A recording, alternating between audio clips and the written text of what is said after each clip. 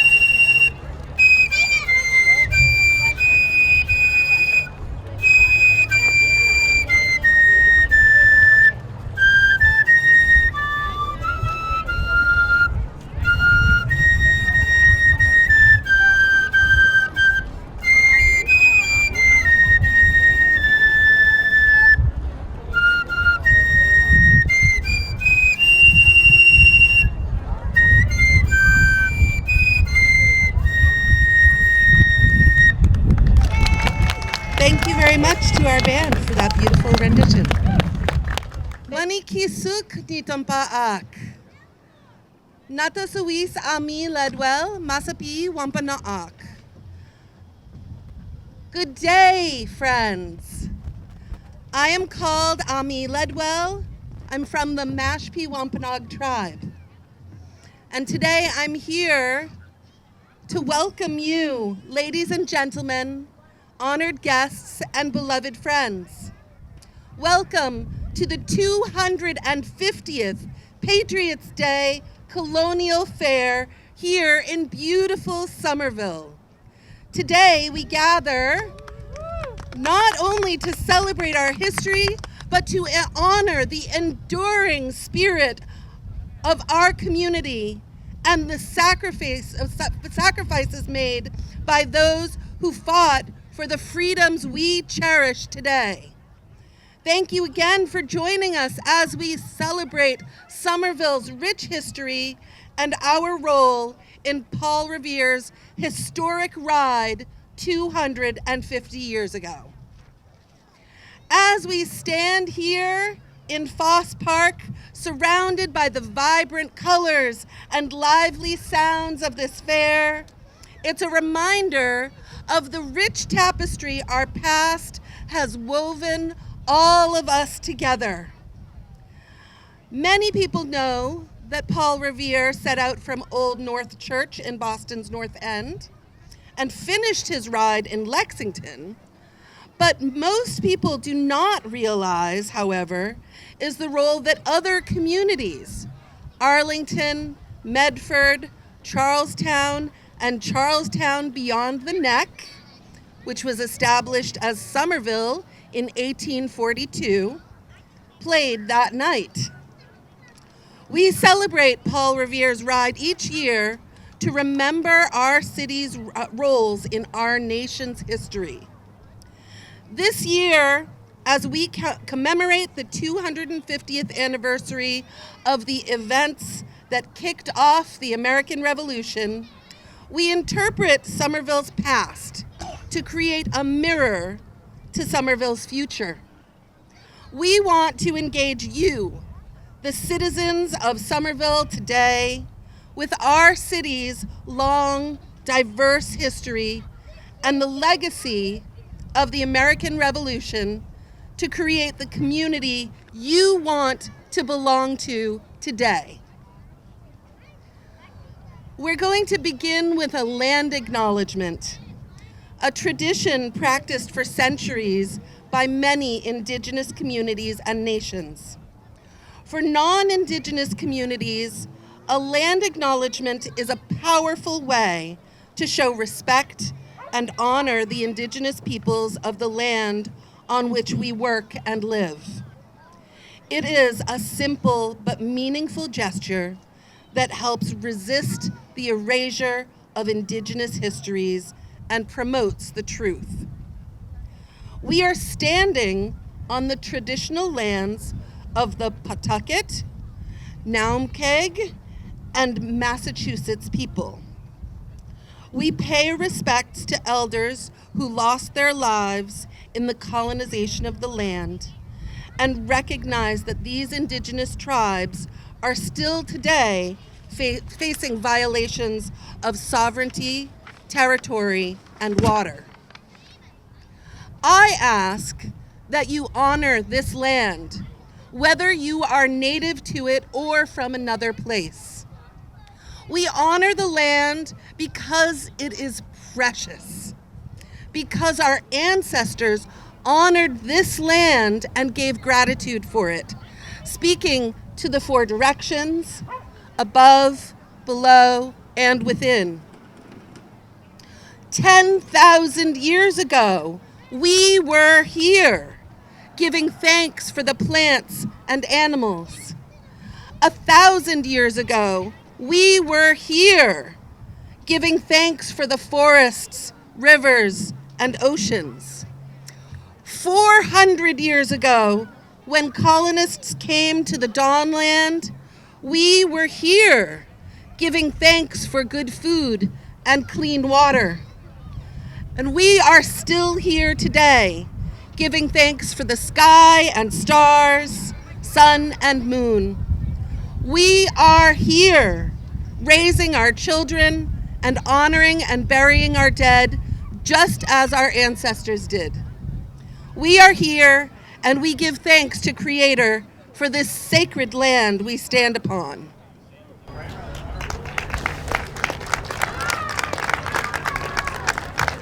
Whenever and wherever we come together, we stand on sacred ground. We are here to honor and acknowledge all the people from every culture who came before us to create our community of Somerville, and all the people who are now working to see it thrive. Now I would like to introduce Stephanie Marlin Curiel, the director of the Somerville Museum. Thank you, Stephanie.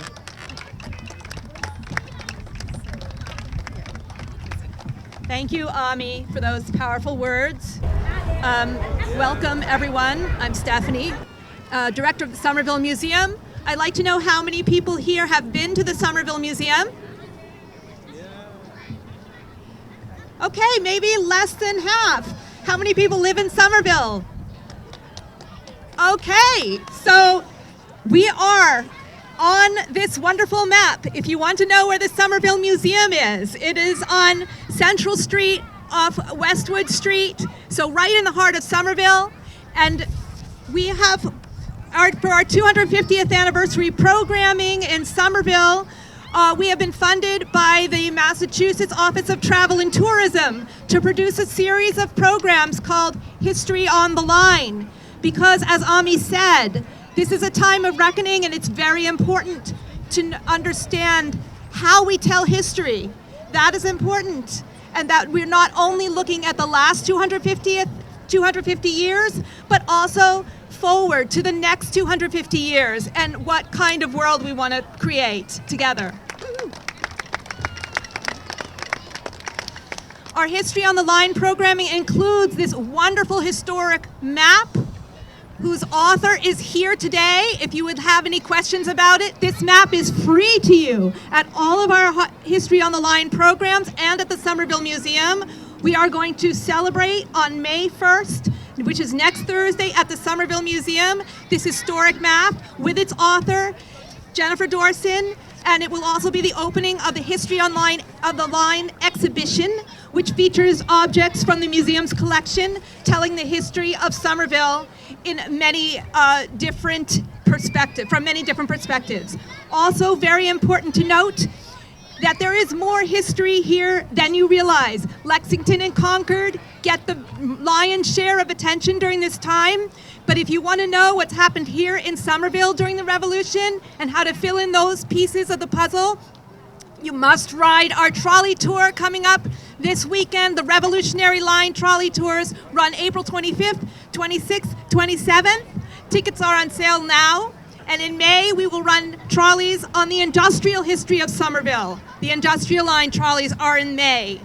And then in June, We have a fabulous, unique event at the Blessing of the Bay, which brings together the history of colonial settlement, enslavement of Africans and indigenous people, and first contact. So that all happened in the 10 Hills area, 10 Hills Farm, and the site of that will be Blessing of the Bay on June 22nd, a unique and important event, first in time in Somerville. We hope that you'll join us. Thank you very much. Now it is my great honor to introduce Mayor Katiana Valentine. Thank you, Stephanie. Good morning, everyone. It's such a pleasure to be with you here today to celebrate Patriots Day, and on this very special year, the 250th anniversary of the historic Paul Revere ride. I'd also like to acknowledge some of our elected officials who are with us here today. Representative Christine Barber, Councilor Wilson, and former Mayor Dorothy Kelly Gay. Excuse me, and Councilor Strezzo. Thank you. Most people know the ride started in Boston and ended in Lexington, but fewer know that Paul Revere made stops in Charlestown, Medford, what was once known Charlestown beyond the Neck, now proudly known as Somerville.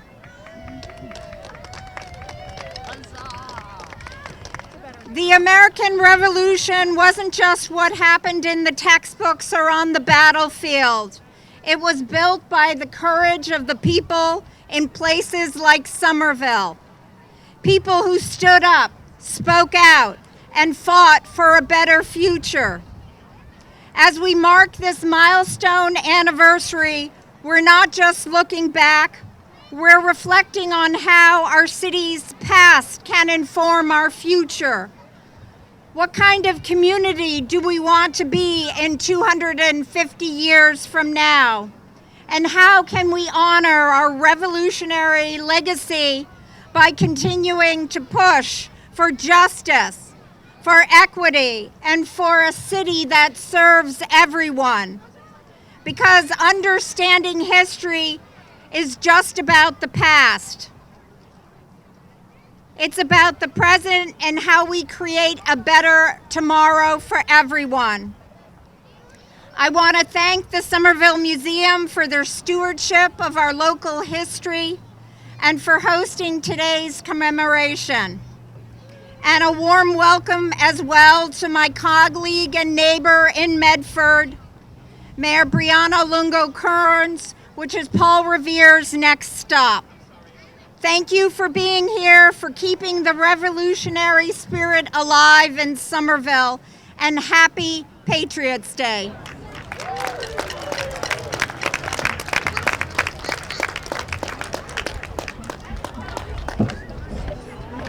Thank you very much. Henry Wadsworth Longfellow's poem has been a powerful symbol of national unity and resistance throughout our country's history. Principles that are important to uphold now more than ever.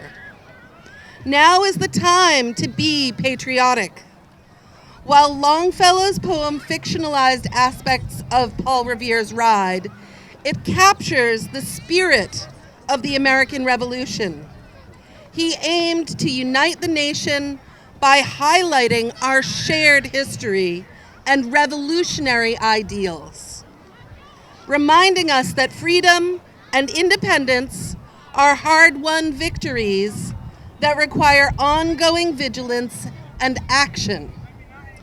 Please welcome Michael Gomez, a Somerville High School student who will read The Midnight Ride of Paul Revere.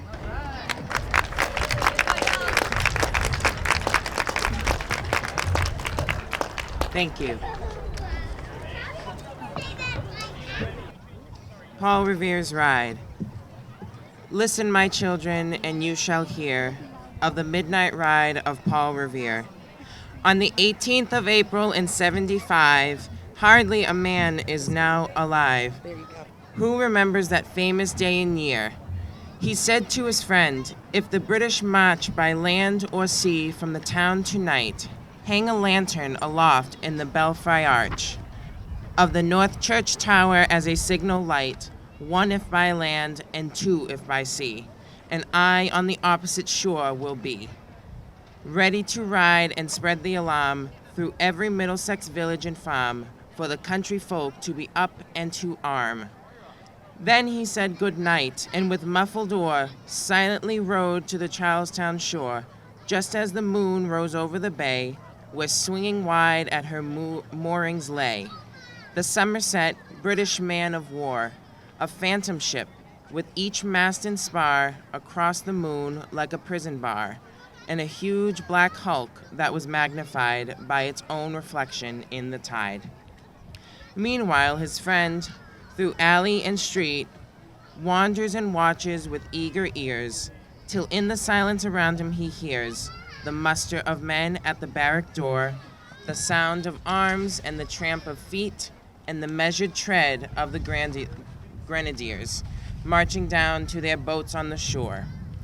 Then he climbed to the tower of the church, up the wooden stairs with stealthy tread to the belfry chamber overhead, and startled the pigeons from their perch on the somber rafters that round him made masses and moving shapes of shade by the trembling ladder, steep and tall, to the highest window in the wall, where he paused to listen and look down a moment on the roofs of the town and the moonlight flowing over all. Beneath in the churchyard lay the dead, in their night encampment on the hill, wrapped in silence so deep and still that he could hear, like a sentinel's tread, the watchful night wind as it went, creeping along from tent to tent, and seeming to whisper, all is well. A moment only he feels the spell of the place and the hour and the secret dread of the lonely belfry and the dead.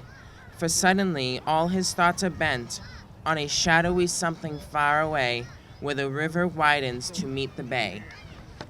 A line of black that bends and floats on the rising tide like a bridge of boats. Meanwhile, impatient to the mount and ride, booted and spurred with a heavy stride, on the opposite shore walked Paul Revere. Now he patted his horse's side, now gazed on the landscape far and near, then impetuous stamped the earth, and turned and tightened his saddle girth. But mostly he watched with eager search the belfry tower of the old North Church, as it rose above the graves of the hill, lonely and spectral and somber and still. And lo, as he looks on the belfry's height, a glimmer and then a gleam of light. He springs to the saddle, the bridle he turns, but lingers and gazes till full on his sight a second lamp in the belfry burns. A hurry of hoofs in a village street, a shade in the moonlight, a bulk in the dark, and beneath from the pebbles in passing a spark, struck out by a steed that flies fearless and fleet. That was all, and yet through the gloom and the night, the fate of a nation was riding that night. And the spark struck out by that steed, and in his flight kindled the land into flame with its heat.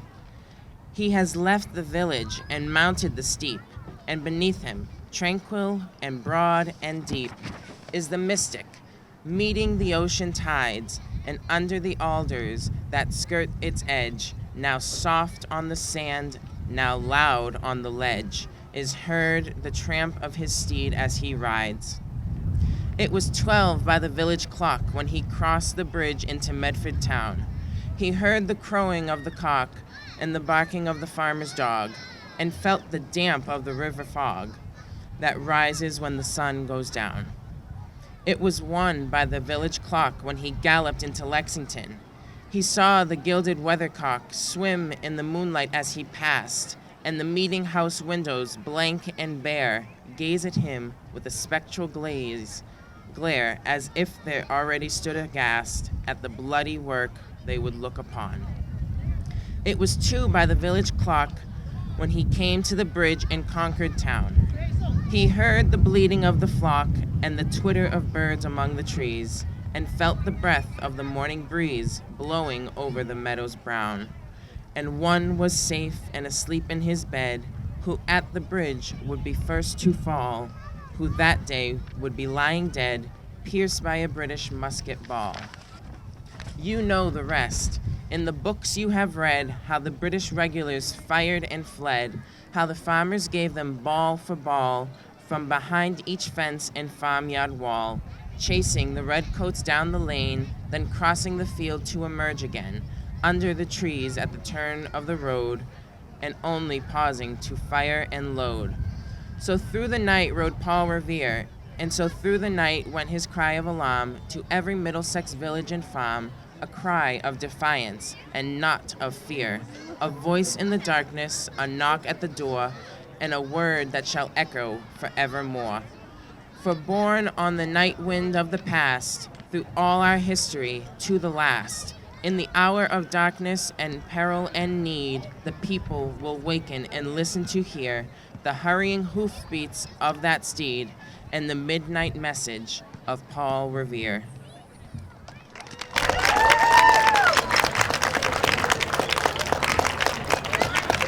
And in perfect timing, I think we can see Paul Revere approaching.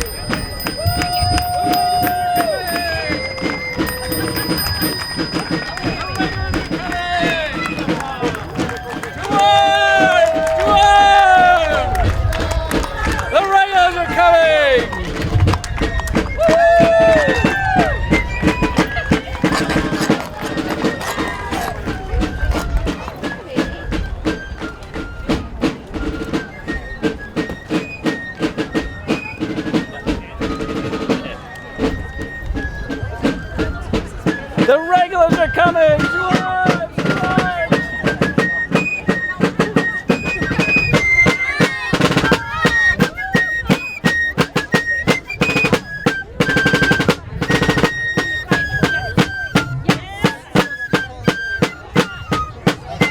Oh, thank you. Mr. Revere, would you like to say a few words?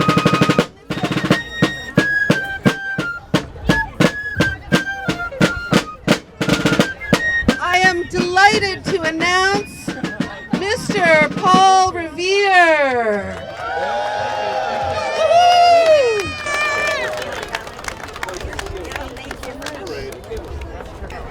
Happy Patriots Day, everybody! Honorable Mayor, I bring a scroll from the Honorable Mayor of Boston for you. Thank you. Would you like to read it, or do you want me to read it?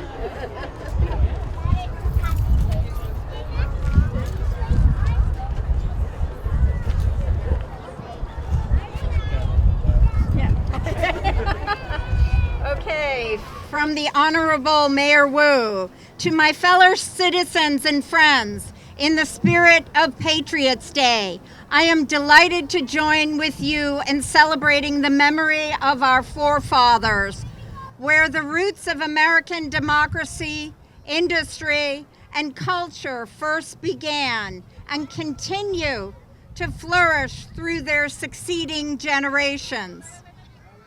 Today, as we enter a new and exciting era in our city's history, we find a renewed sense of pride, patriotism, and vitality. From our vibrant downtown district marked by architectural wonder and a very historic landmark such as Faneuil Hall and the Old North Church, to the distinct charm of our neighborhoods, this energy and optimism is evident throughout the city of Boston. As Paul Revere and William Dawes once again ride out of Boston, let their message bespeak of the continuation of their revolution.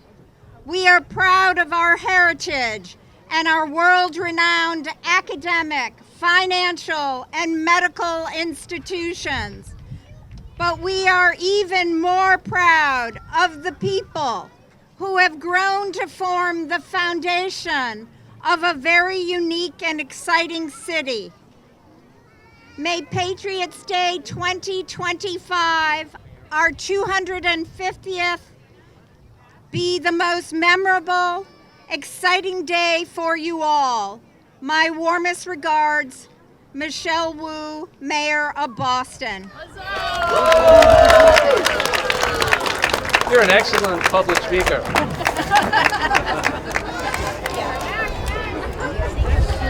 How could you compete with the horses, right?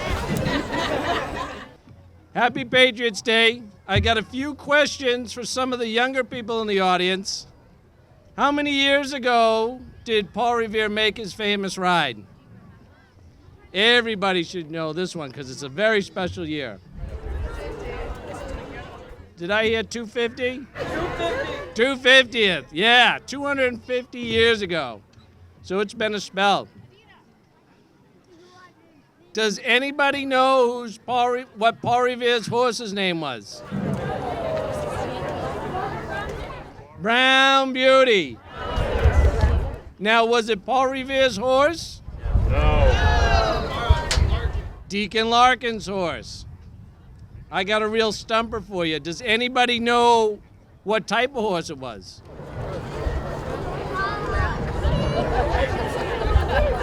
It was a Narragansett Pacer. Right?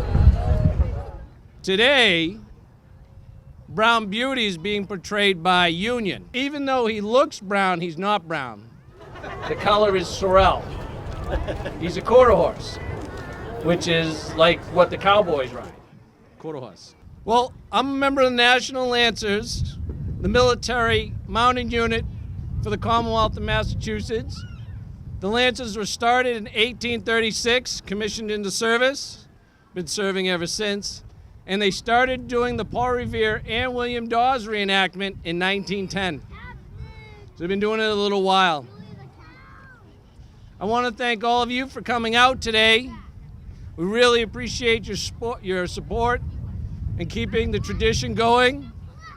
We'd like to thank the Massachusetts State Police for escorting us today. They're taking us from Boston to Lexington, keeping us safe.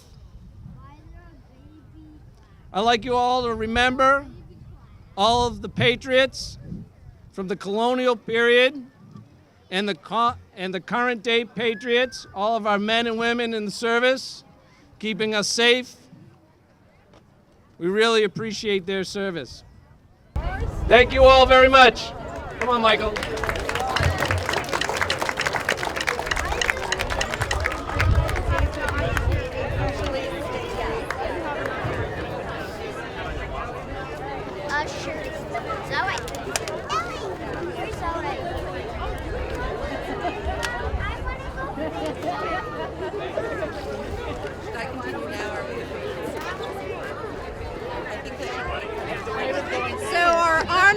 Governor and Lieutenant Governor have given us a proclamation. So I will read the proclamation. Whereas, in the commemoration of the historic events that marked the start of the American Revolution, Patriots Day is observed annually on the third Monday in April. And whereas the course of the evening of April 18, 1775, Paul Revere and William Dawes rode through the countryside from Boston through Cambridge to Menotomy, which is present-day Arlington, and to Concord, informing the local militia that the British had mobilized and were headed to seize and destroy militia weapons and ammunition in Concord. And whereas early in the morning on April 19th, a small band of militia members met the Redcoats on Lexington Common, the shot heard round the world was fired. 8 local men were slain. Whereas at Concord's North Bridge, a skirmish broke out, resulting in casualties on both sides, and with 400 militiamen outnumbering the 100 British troops, the British attempted to retreat to Boston, where with more militia continuing to arrive. And whereas the battles of Lexington and Concord marked the beginning of the armed struggle for America's independence from Britain, and whereas this year Massachusetts will celebrate the 250th anniversary of the Battle of Lexington and Concord, the event that kicked off the American Revolution and changed the course of our nation's history. And whereas today we remember and pay tribute to the Patriots who gave their lives in the pursuit of liberty and independence, and celebrate Massachusetts' role as the birthplace of our nation. Now, therefore, I, Maura T. Healey, Governor of the Commonwealth of Massachusetts, do hereby proclaim April 21st, 2025 to be Patriots' Day.